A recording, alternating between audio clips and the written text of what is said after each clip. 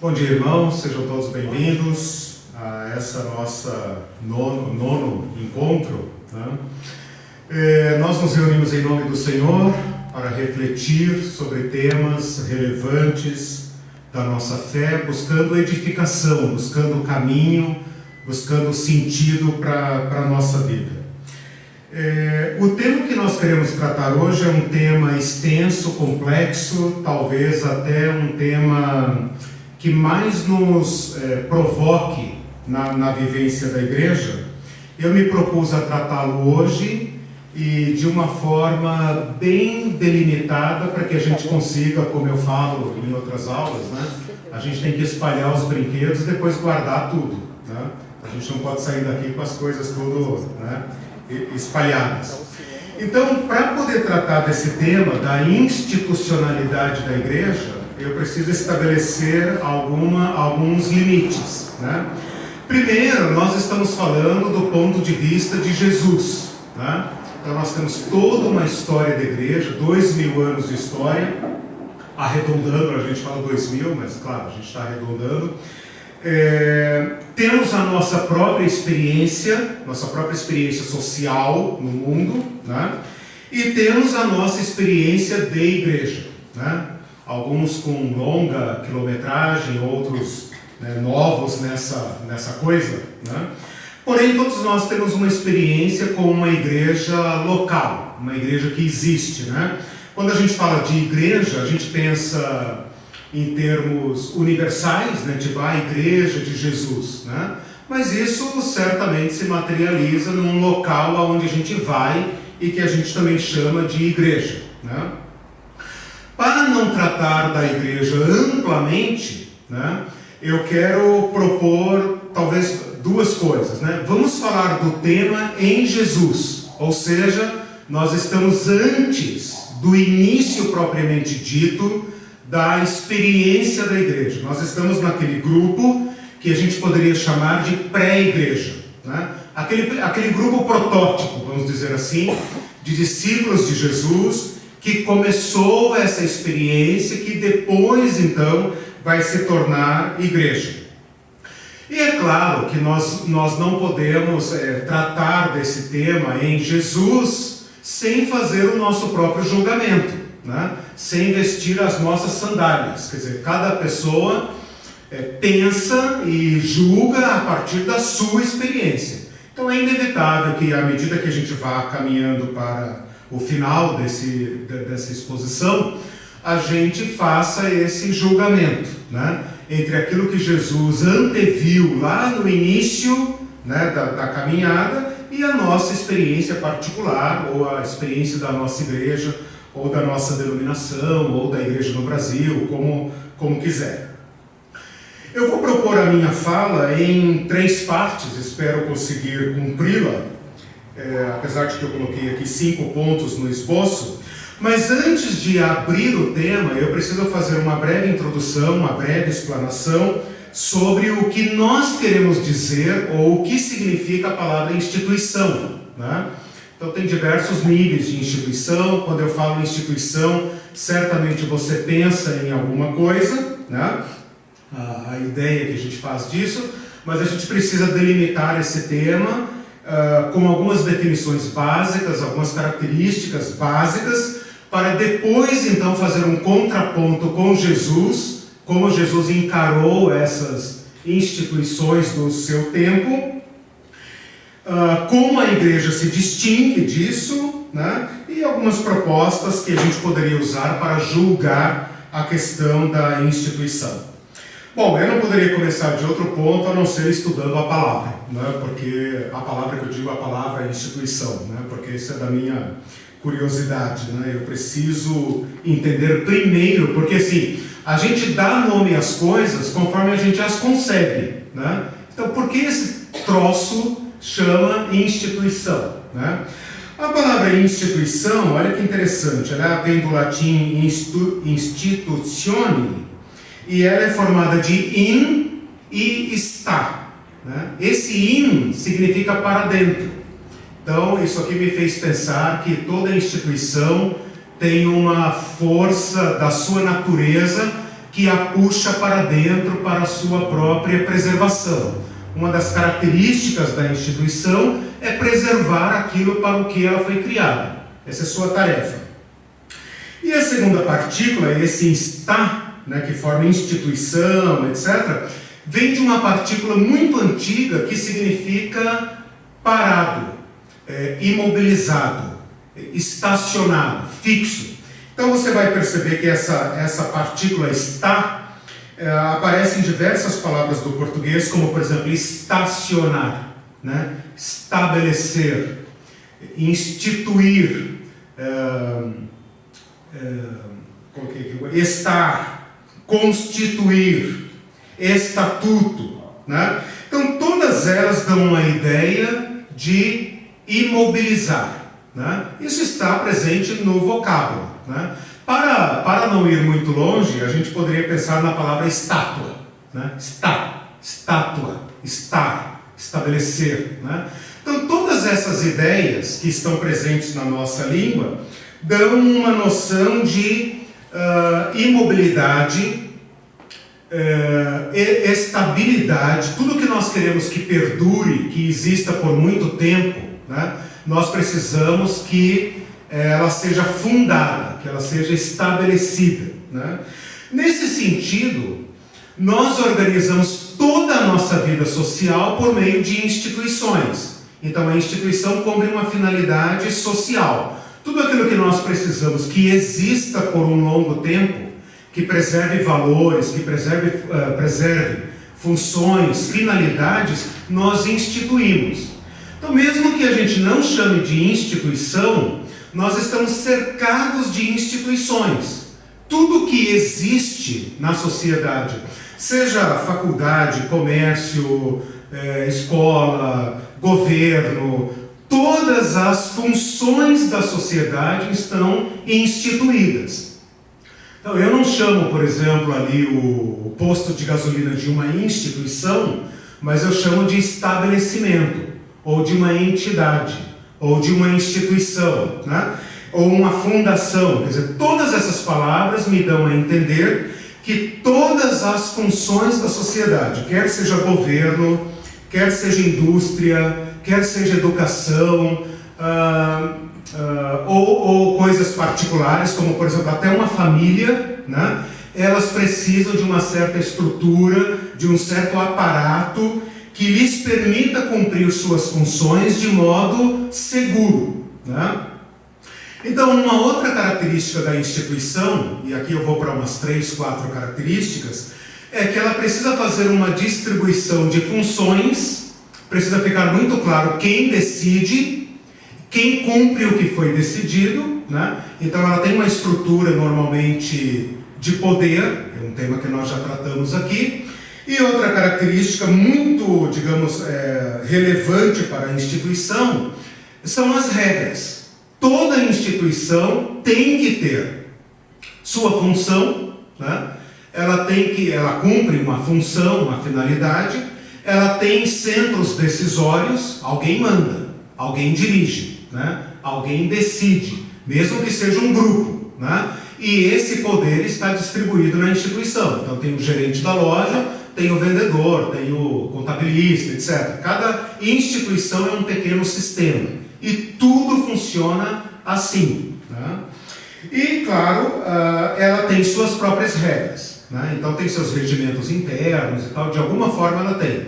No mínimo, isso está numa disposição informal, né? Mas ela tem. Claro, a gente poderia pensar em instituições mais flexíveis, né? Que podem existir por um certo período, até instituições que devem ser muito sólidas, como por exemplo as instituições públicas, as instituições governamentais. Você pensa num tribunal, por exemplo, né? O tribunal é talvez um exemplo de uma instituição que deve ser, até para cumprir sua finalidade, ele deve ser muito estável, né? Regido por leis que a sociedade teria muita dificuldade em mudar. Então você pode entrar numa instituição pública, por exemplo, do governo, ou uma grande instituição, e pensar, isso aqui não está certo, Isso aqui não é justo, não pode ser assim. Mas para mudar, né, seria muito difícil mudar. Por quê? Porque aquela instituição está ali para cumprir uma certa finalidade, né, para se colocar acima de interesses individuais e até, de certa forma, impor certas práticas e proibir outras, né? Então ela tem que reger, ela tem que impor, ela tem que proibir e ela tem até que punir, né? Porque se ela existe para cumprir certas regras e alguém, o particular, o individual, não consegue cumprir essas regras, bom, ele subverteria a instituição, né? Então imagina uma universidade, por exemplo, que tem lá o seu reitor, seus coordenadores, né, professor, etc, etc, alunos e funcionários, etc. Imagina que partes desse corpo, desse sistema, não cumpra as regras de uma instituição. Ora, ele põe abaixo aquele sistema todo, ele inviabiliza o funcionamento daquela instituição. Então, quanto maior o alcance, ou dependendo da finalidade da instituição, ela vai ser rígida, ela vai ser sólida. É da natureza da instituição voltar-se para si mesma, é da natureza da instituição estabelecer uma hierarquia sólida, né? Dependendo da instituição, muito sólida, e é da natureza da instituição ser fundamentada sobre regras, sobre leis, sobre estatutos, ou no mínimo sobre tradições. É assim que é. Ninguém pode fazer diferente. Se fizer diferente, a instituição toda entra em risco. Bom, esses seriam alguns conceitos bem básicos de instituição. Então agora a pergunta que eu faço é sobre a igreja. A igreja, uma vez que ela foi idealizada por Jesus Cristo e que ela foi convidada a existir, ou para usar uma palavra que eu estou usando desde o começo, convocada a existir, e lhe foi dada, lhe foi atribuída certas funções que devem existir no tempo. Quer dizer, Jesus não fez apenas um piquenique, né, uma atividade, uma dinâmica com aqueles discípulos. Ele deu a esses discípulos certas ordens, certas missões, vamos usar essa palavra, certos objetivos, né? Lembra que eu falo desde o começo que a convocação não é nunca para nada, ela tem objetivos para ser, né? Essas funções atravessam o tempo e o espaço. Então eu coloquei aqui alguns versículos, por exemplo, quando ele fala assim: esse evangelho será pregado a todas as nações. Ora, então esse grupinho aqui que ouviu Jesus sabia que eles tinham agora uma tarefa que alcançaria todas as nações.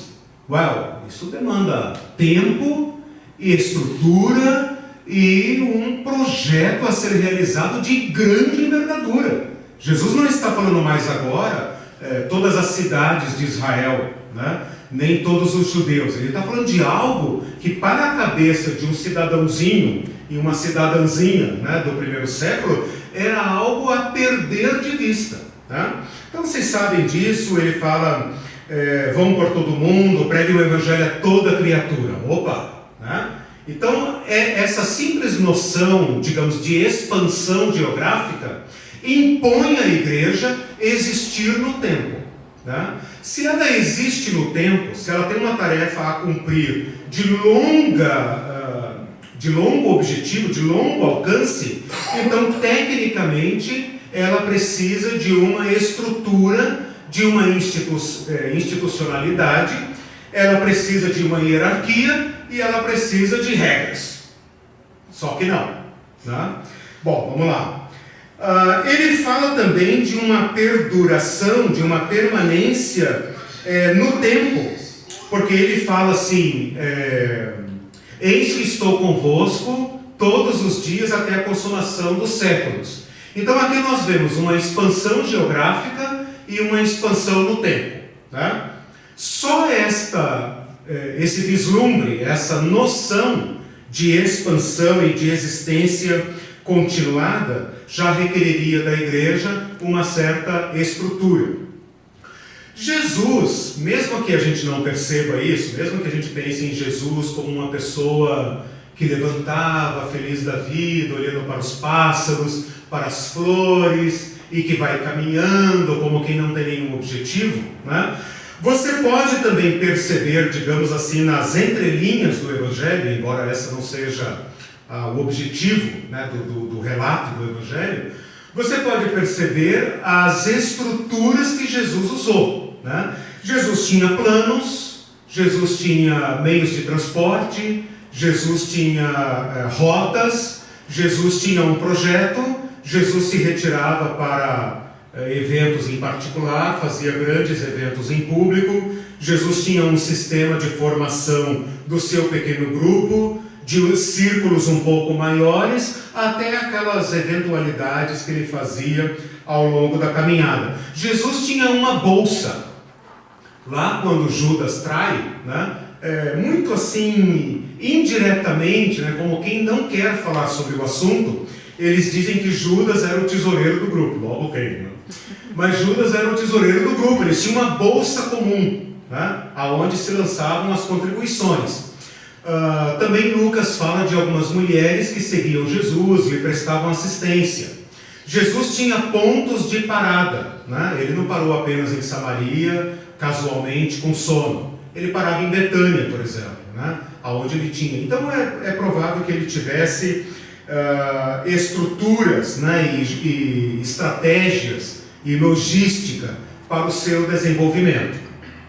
Então, quando nós falamos em instituir ou não instituir, né, nós não estamos querendo dizer que a igreja deve ser absolutamente informal, né, que nós devemos renunciar ou desprezar qualquer tipo de estruturação. Por quê?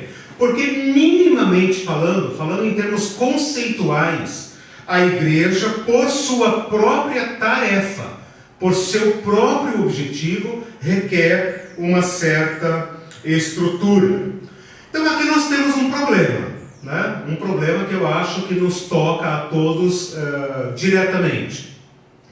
Como é que nós vamos conciliar o objetivo da igreja, a estrutura da igreja, a estrutura de poder, que foi objeto da nossa penúltima aula, as regras da igreja com a sua necessidade, digamos, implícita de instituir?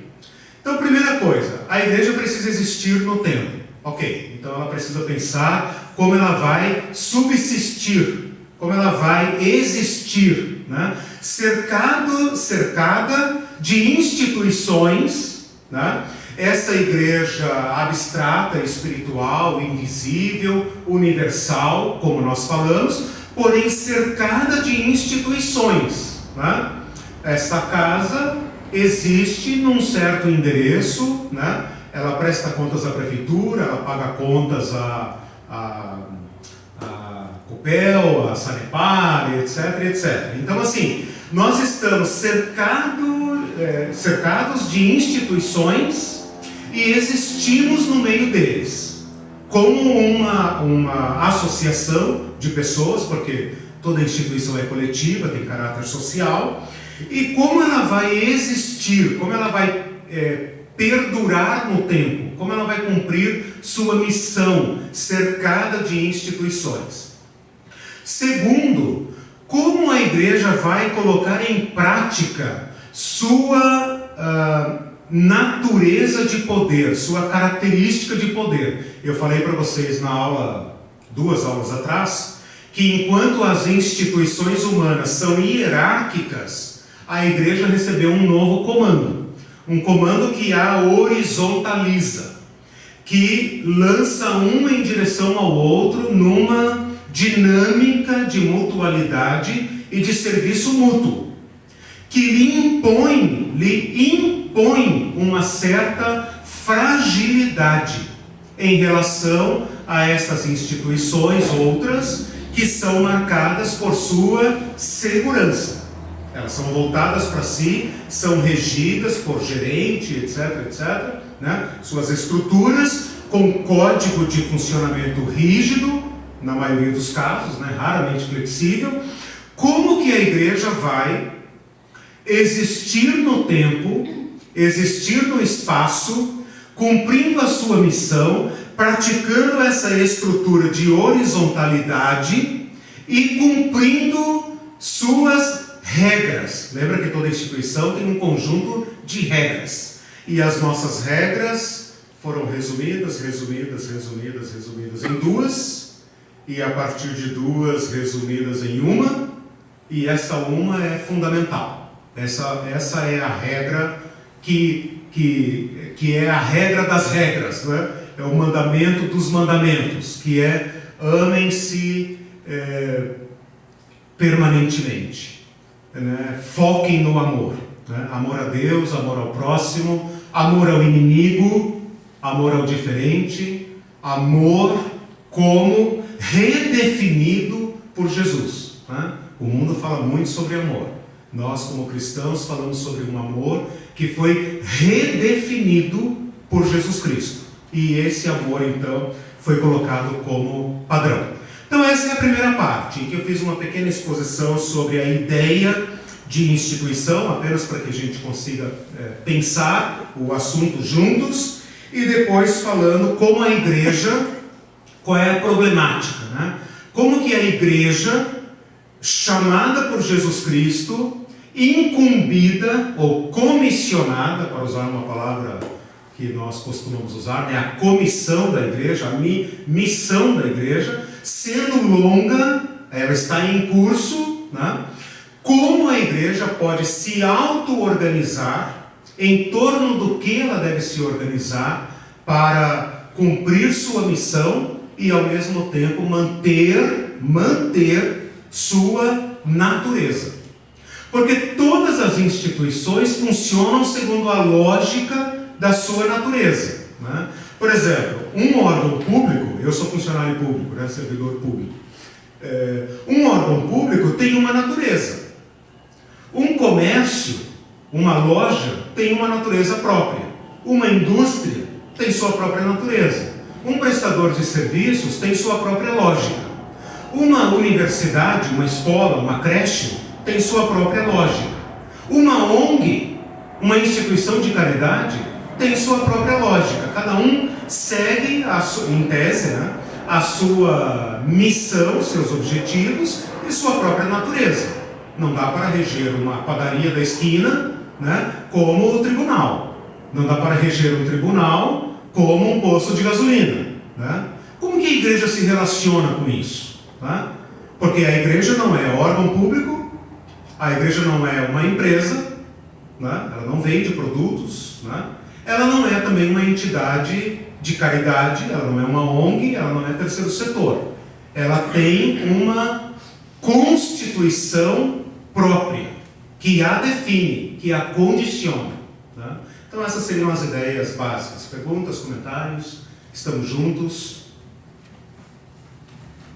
Porque na próxima parte eu vou falar sobre como Jesus tratou as instituições e acho que a partir dele nós podemos captar, né, brevemente um princípio para refletir então sobre a igreja.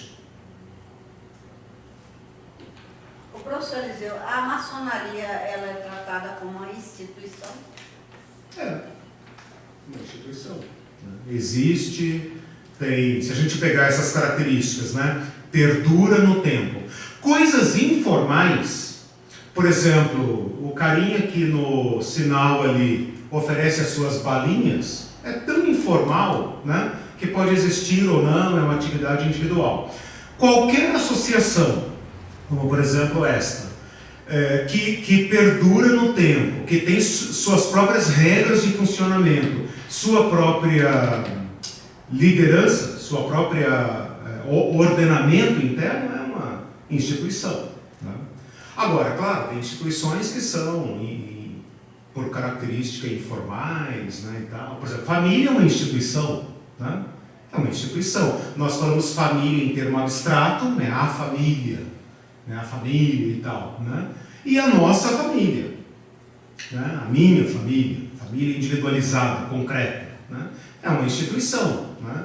Ela tem seu funcionamento, sua dinâmica, suas regras internas, ela tem quem manda, né? Claro, as mulheres, né? Mas teoricamente os homens e tal, quer dizer, às vezes a criança que manda, né? Mas ela tem o seu, né? Nesse sentido ela é uma instituição. A família tem princípios e fundamentos. Oi? Sim, exato. Ela tem sua lógica, né? Ela não pode ser comparada, por exemplo, a um encontro totalmente casual, né? A gente não tem como, né? A gente precisa, para dar continuidade àquele projeto de amor, né? Nós precisamos nos cercar de uma estrutura que garanta esse funcionamento, né? A igreja é uma instituição, então? Tecnicamente, dentro dessas características que eu coloquei, posso resumir em 4, né? Vamos lá. Tudo que precisa perdurar no tempo é uma atividade coletiva que precisa ser mantida. Se a gente pensar em organização interna, regras próprias, objetivos, sim, ela é uma instituição, não tem como negar. Dentro dessa conceituação, que eu acho que é elementar, né? Leandro, que é da área do direito, né? O direito fala em personalidade jurídica, né? Eu não quero arrastar o assunto para o direito, né? Também não é minha praia, mas assim, é essa ideia que nós temos de criar um coletivo que passa a ser ela, a igreja, né? Eu e vocês aqui juntos somos pessoas que temos um objetivo comum, que nos entendemos de uma forma comum e passamos a nos referir a essa coletividade como ela, a igreja, né? Você conhece a igreja batista fulana dos Anzóis, como diz um amigo, um professor com quem eu estava tendo curso essa semana, né? Fulano dos Anzóis? Sim, existe, fica na rua tal, papapá, o pastor é o senhor fulano, né? Eu conheço e tal, quer dizer, funciona ali, tem reuniões tais e tais dias, faz tal e tal coisa, não faz tais e tais coisas, né? É uma instituição, né? Seu aspecto prático de existir em sociedade faz dela uma instituição.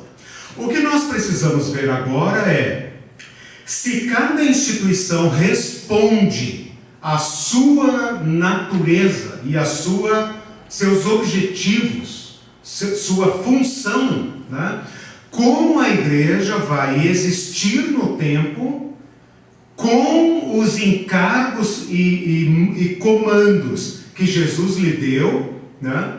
E como ela se distingue das demais instituições, né? E aqui eu chamo também à memória aquelas aulas que nós tivemos sobre reino, né? Em que eu troquei a palavra reino por sistema. E eu disse que a sociedade é um grande sistema, composto de diversos subsistemas, e que a igreja é um sistema à parte. O que a torna apartada? O que a distingue, né? É isso que nós precisamos. Então eu não vou nem fazer a pergunta, só lançar no ar, né? Porque você vai responder ao longo da aula. Se a instituição tem a tendência de fixar-se em si mesma, formar hierarquia, como ela poderia ser uma instituição e ainda existir no plano, praticar a horizontalidade? Isso, olha só que interessante. Toda instituição, a meu ver, padece de um conflito, né? Porque ela tem um objetivo. Toda instituição tem um objetivo. O posto de gasolina tem o objetivo de vender combustíveis, né? Agora, as instituições que não são movidas por lucro, né? Porque o lucro praticamente comanda a instituição comercial, né? Mas toda instituição padece de um certo conflito. Vamos pensar nas instituições públicas, nas instituições do terceiro setor e também na igreja como instituição, que é essa daí, né? A institucionalidade puxa essa coletividade, essa sociedade, né, para si, para dentro e para sua segurança. Quanto mais ameaçada ela se sentir, quanto mais dificuldades ela tem para existir, mais ela tende a se reforçar, né? Por exemplo, algumas instituições do país podem estar se sentindo ameaçadas, né? Isso leva obrigatoriamente a uma radicalização, né? Porque as instituições, uma das funções de toda instituição é proteger sua função, seu objetivo, né? Então, por exemplo, uma igreja, ela quer existir, ela quer exercer o seu direito de existir e de praticar suas funções, seus objetivos, suas dinâmicas internas livremente. Quanto mais ela se sentir ameaçada pelo meio, pela sociedade, mais ela tende a se fortalecer. Eu não quero entrar na história da igreja, porque seria um curso à parte, mas grande parte, ou quase tudo que nós chamamos o peso institucional da igreja, quase tudo que você pensar sobre o que nós chamamos peso institucional da igreja, onde você percebe claramente que você está se chocando com o peso, a rigidez de uma instituição e não com aquele frescor do Espírito, de Jesus e tal. Esta força da instituição é resultado de uma ameaça que a igreja percebeu. Olha que interessante. A instituição, ela foi concebida para proteger sua função. Quanto mais ameaçada ela se sentir, mais ela radicaliza. É por isso que muitas instituições eclesiais, né, criam o inimigo interno, né, o mito da perseguição. Por quê? Porque ao se colocar como perseguida, ela tem motivos para reforçar a sua estrutura, o seu poder. Tipo, irmãos, tem que ser assim, né? Olha o inimigo, por isso o diabo é tão famoso, né? Um personagem fundamental da fé cristã, porque nós precisamos ter essa ameaça externa, né? A ameaça externa nos justifica o nosso institucionalismo. O institucionalismo eu já estou tratando como uma deformação da instituição. Agora, para voltar àquele ponto, nós sempre conviveremos com essa tensão, uma tensão entre a mobilidade da missão da igreja versus a institucionalidade, né? As coisas que são fixadas, estabilizadas, voltadas para si, né, para a sua própria existência. Essa é uma tensão permanente, né? E aí nós temos que ver daí como lidar com isso. Mais algum comentário antes da gente... Não havendo... Eu queria falar um pouco sobre como Jesus lidou com as instituições. Aí você vai falar, mas já tinha instituição na época de Jesus? Tinha, irmãos. Porque desde que o ser humano é ser humano, desde que eles precisaram, né, estabelecer e preservar valores, a gente pode falar tecnicamente em instituições. Eu queria fazer a seguinte ponderação aqui. A lei de Moisés foi dada para o povo judeu, o povo israelita. Quando eu falar judeu, entenda israelita, né? Assim que eles saíram do Egito. Então a gente pode pensar, no Egito havia, digamos, um mínimo de instituições judaicas, né? Porque eles estavam dispersos, fragilizados, escravizados, submetidos a trabalhos forçados, né? Então não há que falar aqui sobre instituições. Poderíamos falar no máximo em tradições, né? Alguma memória, alguma tradição, alguma coisa assim que eles guardavam dos seus antepassados. Quando Moisés tira o povo do Egito e leva para o deserto, nós começamos a ver as instituições israelitas sendo formadas, né? Então, por exemplo, o sistema de governo, né? As leis, as festas, as ordens, né? Por exemplo, a circuncisão, a festa da Páscoa, né? Todo aquele aparato que foi dado por Deus para que aquele povo recuperasse ou construísse a sua identidade.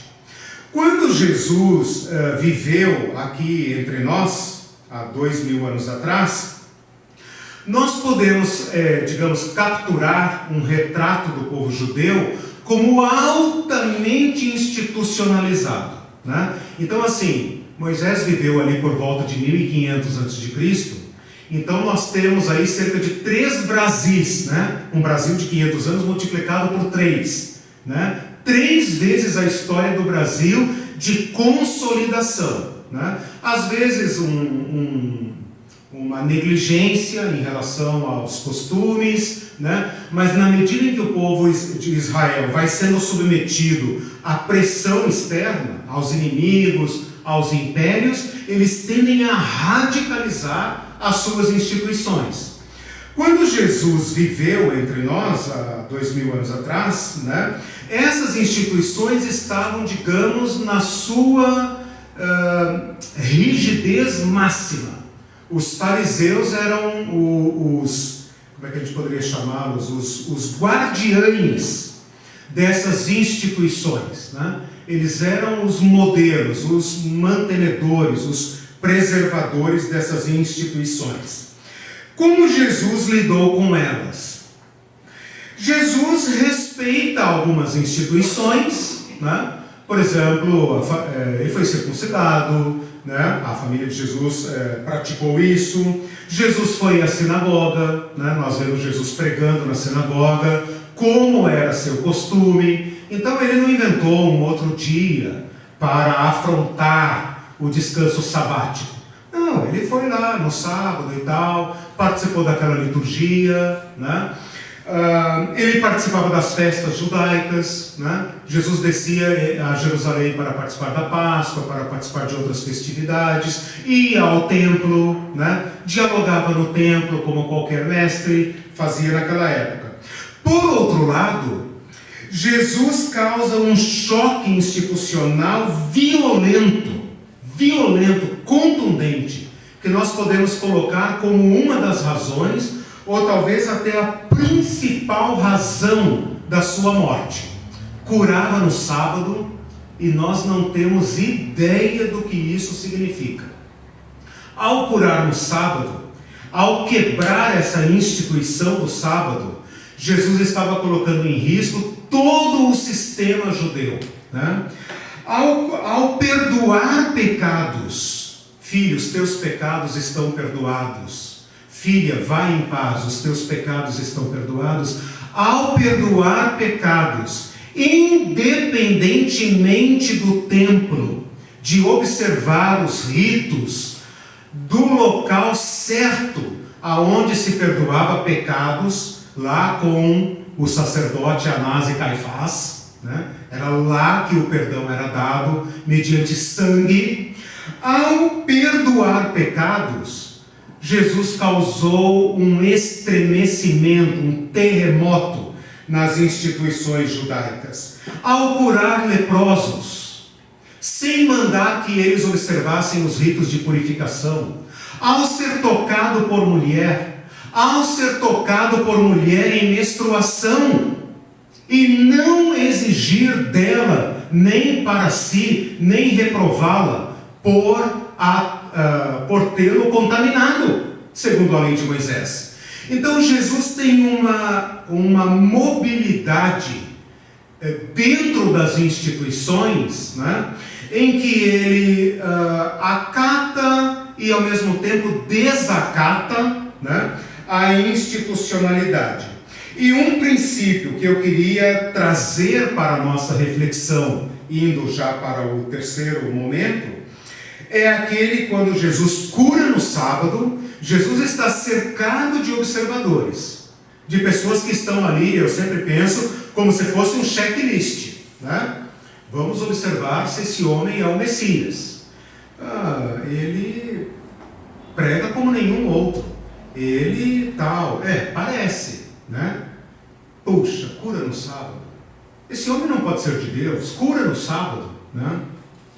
Quando Jesus é defrontado com essa crítica, ele diz o seguinte: o sábado foi feito para o homem, para o ser humano, e não o ser humano para o sábado. Ele chama as instituições à sua natureza, né? Ele abala o institucionalismo para que essas instituições, a instituição do sábado, voltasse então ao seu verdadeiro objetivo.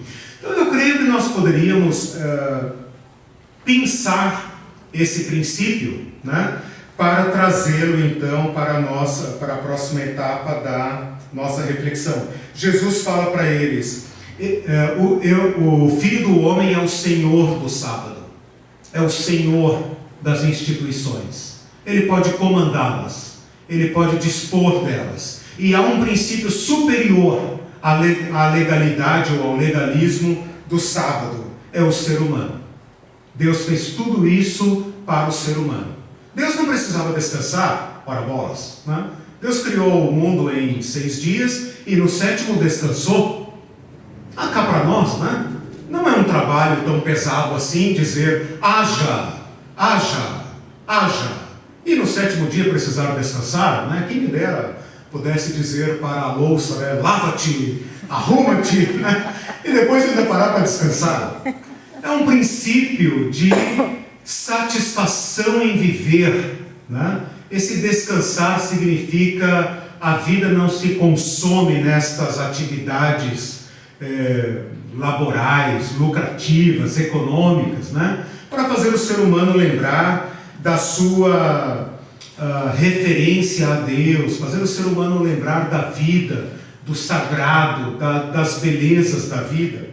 Quando Jesus vê que esse sábado se tornou um peso opressor, a um ponto que os rabinos e os chefes das sinagogas, ao invés de ficarem maravilhados que as pessoas doentes das suas igrejas estavam sendo curadas, eles falavam: mas hoje não é o dia de curar, voltem outro dia, não hoje, né? Então vocês percebem o que é o institucionalismo. O institucionalismo é violento, o institucionalismo é opressor, é destrutivo. E por causa dessa tensão, né, que a Irene provocou a questão, por causa desta tensão, ele requer uma contínua correção, um contínuo ajustamento, para que não se descambe da sua perfeita funcionalidade. Jesus disse outra vez, paralelo a isso que eu estou dizendo, no mesmo sentido, ele disse algo como: aqui está quem é maior do que o templo, né? Quando ele cura, liberta, etc., ele fala: aqui está quem é maior do que o templo. Com isso eu entendo que ele relativiza todas as nossas instituições, né? Vou me manter aqui no campo do sagrado, no campo eclesial. Ele relativiza. Jesus teria que ter sido um pouco mais explícito, um pouco mais cuidadoso, desculpa aí, senhor, né? Vamos fazer uma análise aqui, né? Deveria ter sido um pouco mais cuidadoso com a tarefa da igreja. Porque como é que ele fala para aquele bando de homens e mulheres da periferia da Palestina, dizendo: vão por todo mundo, preguem o evangelho a toda criatura, etc, etc. No final dos tempos a gente se vê. Eu estarei com vocês. Vem cá. Quem manda nesse negócio? Parece irresponsável. Exato. Quem é o grande aqui? Quem manda? Quem obedece? Quem faz? Mas como? Jesus não deu um pitaco a respeito da estruturação dos meios que a igreja usaria para cumprir a tarefa. Com isso eu entendo que Jesus estabelece a igreja em torno da missão. A missão está muito bem definida. Como ela vai existir e para o que ela vai existir está amplamente definido. Nós poderíamos fazer um curso inteiro só para pensar sobre o que Cristo espera de nós, né? Como devemos viver, o que devemos fazer, para o que devemos existir, né? Isso é muito claro. Agora, como fazer isso, ele não diz nada, né?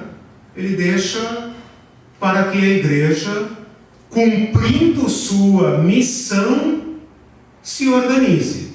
Portanto, a missão é estável, a missão é permanente e é definida. A estrutura não é. Não tem nada definido em termos de como cumpriremos a missão. Tem o que nós não podemos fazer. Nós não podemos aderir ao modus operandi das instituições que não são do reino de Deus. Isso nós sabemos. Como não fazer. Mas como fazer está perfeitamente em aberto. Perguntas? Aqui eu falei sobre Jesus e as instituições, né? E o resumo que eu acho que nós podemos usar amplamente, é da onde eu quero continuar agora, é este. Jesus é o Senhor do templo, é o Senhor do sábado, Ele é o Senhor das nossas instituições. Ele tem poder e autoridade para reordená-las permanentemente, né? E outra é, as instituições existem para o ser humano, e não o ser humano para as instituições. Pois não. Eu penso o seguinte, a organização, tudo veio pela capacitação. Porque, veja bem, quando Jesus subiu aos céus, ele falou que os discípulos permanecessem ali. Isso. Até que do alto viesse o poder. Até que veio também o Pentecoste, né, aquilo ali. Então, eu tenho certeza que Jesus sabia da capacidade de tudo isto, através do Espírito Santo, e tudo isso se moveu para que a igreja se organizasse. Sim. A irmã me faz lembrar um ponto importantíssimo, né? Eu falei aqui de brincadeira, Jesus parece ter sido responsável, claro que não foi, né? Mas ele falou exatamente isso, fiquem aqui. Ele sabia que se soltasse aquele bando de gente ia estragar tudo, né? Eu sempre penso, em quantos meses vocês acham que os discípulos teriam estragado tudo, né? Não fosse aquela palavra dele em João, né? Não lhes deixarei órfãos, voltarei para vocês, né? Aguardem o Espírito Santo. Agora, o Espírito Santo, na sua movimentação da igreja, né? Ele é o vento que põe a igreja em andamento, né? Aquele versículo que eu até citei aqui, quando eu falei da missão, que eu falo, por exemplo, eu coloquei aqui até, né? Vão por todo mundo, aliás, esse também falei, mas Atos 1:8. Receberão poder quando o Espírito Santo descer sobre vós, sobre vocês, e serão minhas testemunhas em toda parte, em Jerusalém, em toda a Judéia, em Samaria e nos lugares mais distantes da terra. Fala de uma igreja móvel. O Leandro falou aqui, me lembrei de uma fala dele numa das aulas anteriores, que ele falou, por isso que a igreja é um caminho, não é um palácio, né? Não é um prédio, né? A igreja foi chamada caminho, lembra dessa aula? Caminho é um lugar de movimento. Então, o movimento da igreja, seguindo o Espírito Santo, é que livraria este corpo da igreja de se tornar uma estátua. Tá? Eu penso no corpo, nosso corpo, né? que para ser móvel tem que ser maleável, né? Tem que preservar os movimentos, né? Tem que ser flexível. Imagina se nós tivéssemos um braço endurecido, ou que não se move, ou uma perna que não se move, né? Ou um órgão, um membro do corpo e tal, né? Adoecido. E pensar na estátua, né? A estátua também é um corpo, porém está no seu estado hiper, ultra seguro, né? Mais seguro que a estátua é impossível, né? Então eu penso que nós vivemos sempre esse dilema, né? Vamos nos manter precários, imóveis, com mobilidade, ou vamos nos enrijecer por segurança, né? Para mim, o Espírito Santo é, digamos, o segredo da igreja. Porém, todos nós sabemos, né, que a instituição, o institucionalismo é surdo, né? A igreja de Jerusalém podia dizer: pareceu bem a nós e ao Espírito Santo fazer assim, né? Quer dizer, uma igreja móvel, né? Móvel, que pode decidir integrar gentios, pode decidir mudar regras, pode decidir criar uma funcionalidade emergencial para cuidar das viúvas que estavam sendo negligenciadas, né? A gente pensa, né, vou dar uma provocada aqui, né? A gente pensa que o diaconato é uma instituição da igreja, né? Jesus instituiu, né? A Igreja Católica fala sobre direito divino, né? Nós não chegamos a tanto, mas chegamos perto, né? É engraçado, né? É chocante pensar, né? Qualquer pessoa que conhece bem as Escrituras vai dizer: em Atos 6, Deus instituiu o diaconato. Falso. Uma necessidade. Exatamente. E ali não tem a palavra diaconato. Não tem a palavra diácono ali. Aliás, tem a palavra diácono no original. Mas a palavra diaconato está aplicada aos apóstolos. Nós continuaremos diaconando a oração e a palavra. Ora, uma igreja móvel, uma igreja flexível, né? E quando a gente percebe que a palavra diaconal, esse também foi parte de uma aula nossa, né, é para a igreja toda, nós não fazemos isso. Nós instituímos uma coisa na igreja chamada diaconia. E encaixamos o servo na escala de poder. Olha o que nós fazemos com o institucionalismo, né? Quando o diaconato é um chamado a todos para estender as mãos e servir. Então, quando eu falo sobre igreja diaconal, que a igreja não é uma instituição em que o diaconato agora é um título, né? É o primeiro degrau nessa hierarquia, né? Meu Deus, né? Aquilo foi apenas... E o título da nossa Bíblia fala instituição dos diáconos, né? Aí no capítulo seguinte seria o diácono debatendo as escrituras no sinédrio. Ela fala: Estevão, o que você está fazendo aqui? Porque você não está lá cuidando das viúvas? Ninguém pergunta isso, né? O Filipe também era diácono naquele momento. Depois já era missionário em Samaria, etc. Onde os outros não foram, ele foi, né? Então uma igreja móvel. Exato, uma igreja que funciona em torno da missão, né? Eu nem estou me dando o trabalho de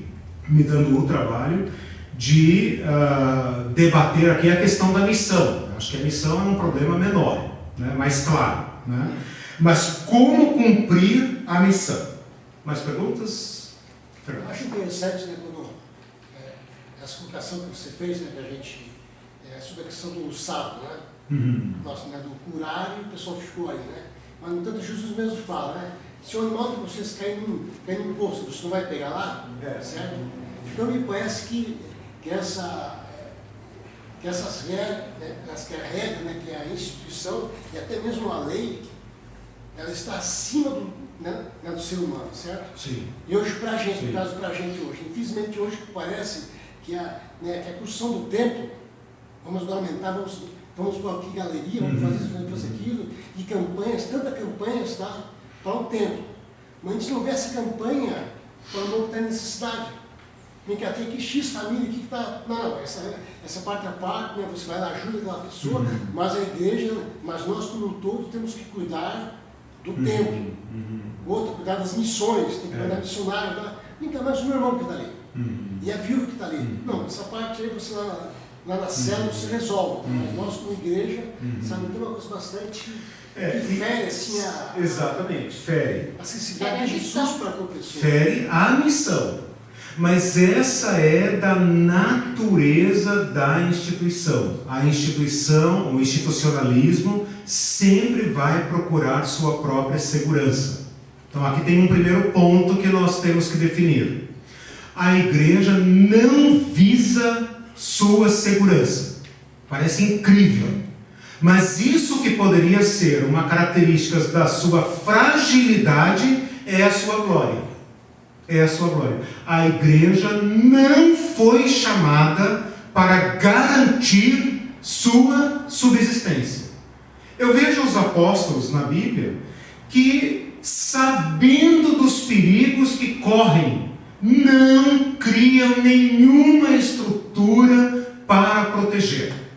Eu tinha vontade de ter um papo com Paulo, quando ele fala em Éfeso: eu sei que depois da minha partida virão lobos devoradores que entrarão no meio de vocês e não pouparão o rebanho.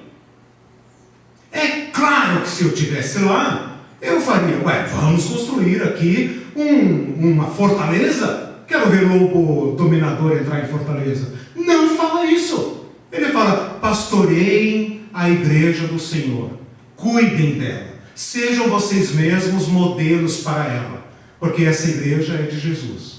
Quer coisa mais insegura do que Jesus falar: eu lhes envio como ovelhas para o meio de lobos? Que pastor é esse que coloca suas ovelhas no meio de lobos e não constrói para elas um aparato para protegê-las? O que ele diz é o seguinte: eu estarei com vocês, o Espírito Santo. O Espírito Santo obrigatoriamente teria que manter a igreja sem artroses. Artrose não é uma doença que... A Jaque? É isso? A artrose é uma coisa que endurece as juntas. Então é isso. A artrose é o seguinte, é uma doença que desgasta. Por exemplo, eu estou no joelho, subi a escada desse muito tempo, desgastou. Ela desgasta ali aquele local, tá entendendo? E aí o seguinte... prejudica os movimentos. Os movimentos, dá dores, tudo isso. Então, quando chega um caso mais grave, é preciso fazer a cirurgia e colocar pinos, alguma coisa. Então, olha só, vou pegar esse exemplo aí. Já que a igreja é um corpo, né? Um corpo saudável, flexível e tal, né? A segurança, né? Se a gente anda, vive, corre, etc., a gente está disposto à fragilidade do corpo. O corpo é frágil, né? Se nós queremos segurança, né, se nós não exercitamos, né, se nós temos um braço engessado, por exemplo, né, nós vamos perdendo a mobilidade, né, e a igreja vai ficando como um corpo com artroses, né, no sentido de perder seus movimentos. Né. Agora, você falou da instituição, veja, quando eu falei de conflito, né, o institucionalismo fere a mobilidade. Fere a mobilidade. Por isso, uma instituição grande é incapaz de fazer um pequeno movimento. Né? Tipo, um irmão, as viúvas estão reclamando que não estão sendo bem assistidas. A igreja cresceu muito rapidamente e aquele pequeno grupo de líderes não estavam sendo capazes de cuidar de todos. Estavam surgindo reclamações, rapidamente se mobilizam. Rapidamente. Né? Se é uma grande instituição, não, isso vai demorar, leva tempo, tal, tem que passar por diversas comissões, etc. Tal, e está tudo correto de acordo com a instituição. Está tudo correto. Mas a missão, que é o essencial, está ferida. Né? Então, essa é uma conversão que tem que ser permanentemente feita. Porque, por um lado, nós temos que ter nossa estrutura mínima, né? Nossa estrutura básica, que nos garanta cumprir a missão, né? Por outro lado, nós não podemos perder o foco, porque tudo isso que montamos é para as pessoas, né? E não as pessoas, olha só, né? As pessoas, os carentes, os fracos e tal, para a instituição, né? Que passa a ser essa pessoa jurídica, esse outro, esse ela, né? Que consome nossas vidas, né? E toma todo o nosso tempo, todos os nossos recursos para existir apenas, né? E essa é uma tendência inevitável da instituição deixada à sua própria sorte. Se ninguém tiver... O Eduardo também, né? Então deixa. Depois... Tá. Depois eu vou para a segunda rodada. Vai, Eduardo. Eliseu, você acha que socialmente estamos evoluindo, sim ou não? Nós como igreja? Não, como sociedade.